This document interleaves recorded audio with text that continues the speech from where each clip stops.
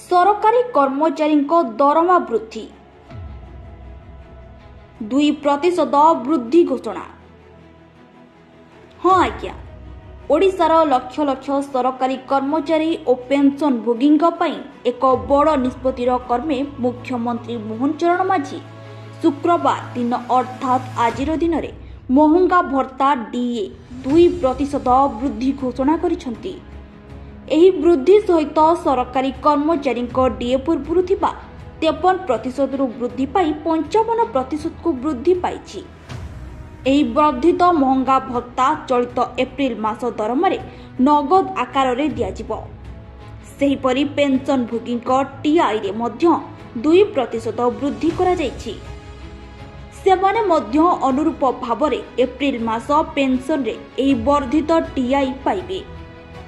यह द्वारा प्राय 8.5 लाख कर्मचारी और पेंशन भोगी उपकृत हेबा नै मुख्यमंत्री कार्यालय जारी होइथिबा विज्ञप्ति जारी करा जायछि। तेबे वीडियोटी भल लागुथिले आम चैनल को लाइक शेयर सब्सक्राइब करबा को जमार भी भूलिबे नहीं।